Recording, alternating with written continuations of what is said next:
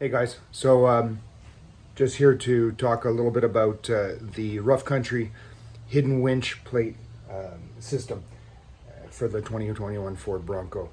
So a couple of questions. I did not get the rough country winch. I got the Harbor Freight Badlands Apex 12,000 pound winch, and to address some of the fitment issues, I'll run you through it. So the winch does fit.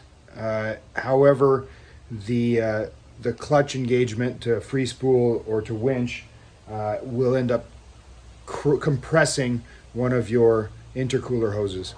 So I found a workaround. I hope we're going to try to install it in a few minutes here. So here's a couple other issues. So I'll run you through this. All right. So one of the issues, obviously, this is a recessed install for the Haas Fairlead. The Badlands Apex will not quite fit. It won't go into the recessed opening. It does bite, the bolts do bite in, so I am going to install them temporarily. However, I did order the rough country one to have it more flush. We'll see if I decide to keep the Badlands one. I do get a decent bite, but instead of using the lock washers, I'm just going to put a little bit of blue thread locker on there in the meantime. Those bolts, according to Harbor Freight, should be torqued down to roughly 53 to 57 pounds. So here's the install. Here's the winch. It's on the mounting plate. So the issue we're having is once this is installed, one of your intercooler hoses is here, and the size of this handle, let me get this for you.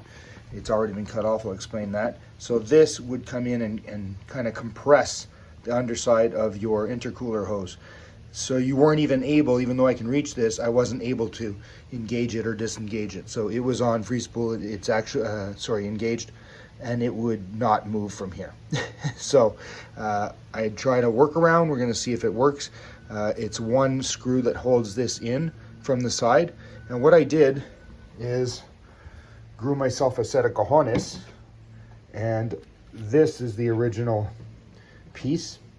Okay, I have it just taped here because it's filled with grease. I didn't want to contaminate the inside and have it all start having issues after. So what I did was I cut it off, and therefore afterwards drilled and tapped a hole in the middle. Did the same thing to the underside here, and I have a 1/4 inch threaded rod, and what we're going to do is run it remotely, so it'll be attached here down the bottom, and up at the top it'll be threaded in here. I'm going to try with some blue thread locker in case I have to get this thing out. It's going to be kind of difficult, but if ever it doesn't hold, I will go with some red. So what we're going to do is I'm going to install the winch. Hopefully by reducing this I won't have that issue, and I will see if it works out. I'll get back to you by the end of the video. And I'm also going to end up going out and getting a little piece of L channel to create a support for this rod up towards the top. I found a mount off the battery mount that should work out for that. So those are addressing some of the issues. Like I said, the Badlands Apex does fit in the rough country hidden winch mount, except the Haas Fairlead doesn't fit super well, obviously, and we'll see if everything works out. All right, so I'm also going to try to clear up a couple of things that weren't super clear in North Shore Bronco's video. So Steph, thanks. It's helping me a lot for this. But so we've lined up this hole here. Okay, I'm just filming on an iPhone, so it's kind of tough. But these are what the rough country engineers have figured out. So it's kind of cool. So that longer hole right here, we're putting it in.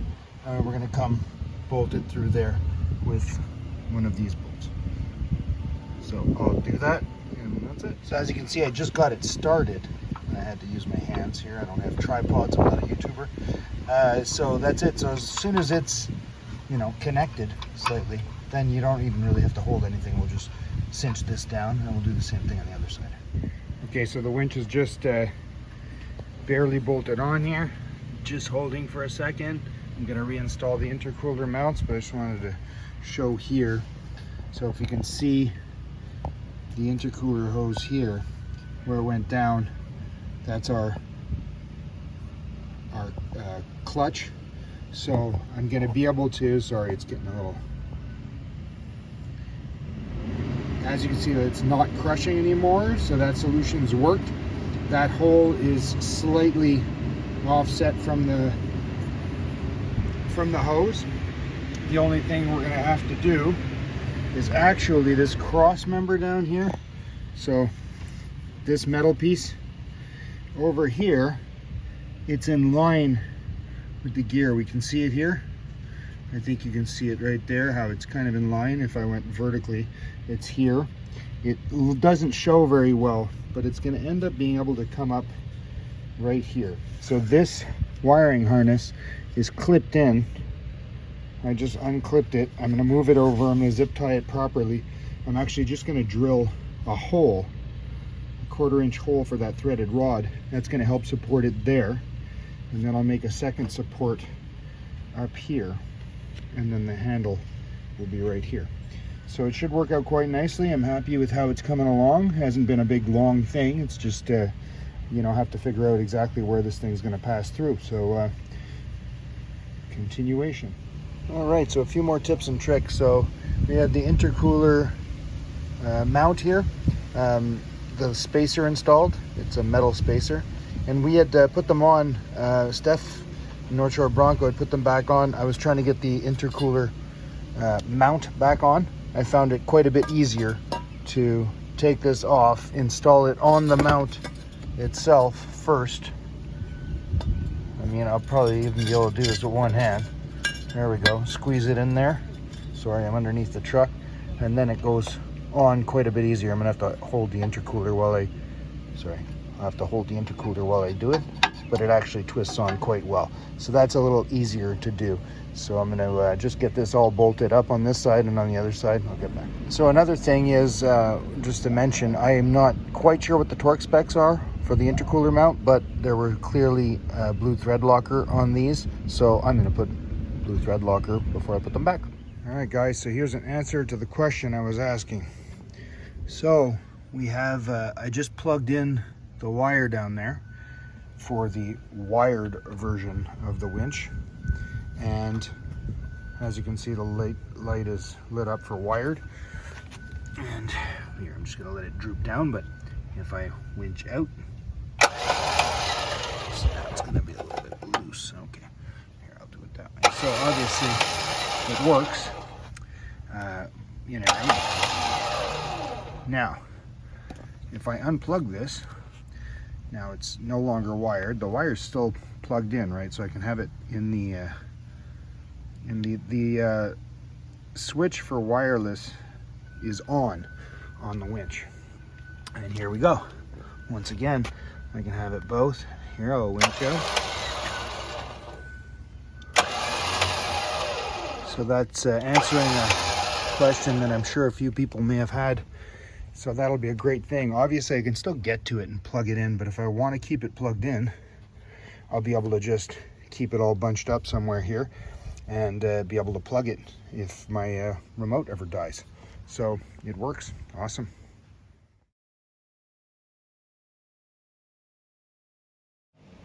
All right, so as we can see, the winch has been installed, and now we're just going to figure out that clutch assembly. So I've you can see down in the bottom here, see that little hole. Sorry, it's not super clear, but drilled through there. I just put a little black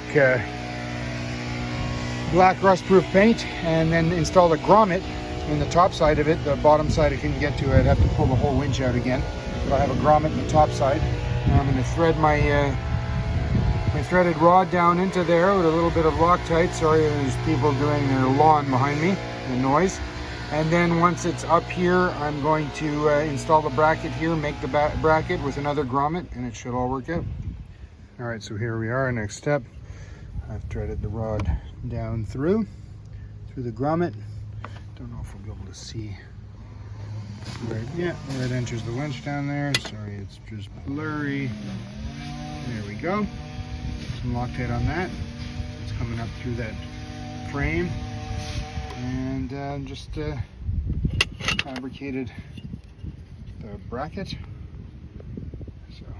I'm going to put this on here now and attach it right to these points here. Sorry, right here. That's going to come out over here. All right, so here's the finished product. There we go. Only thing is I can't activate it right now because the thread locker is still drying. I need it to hold on to that rod pretty well. And that's it. I'll wait till tomorrow morning to finish this up so I can see if the clutch will disengage. All right, guys, so it's pretty much done except for testing out the mechanism as soon as the thread locker dries.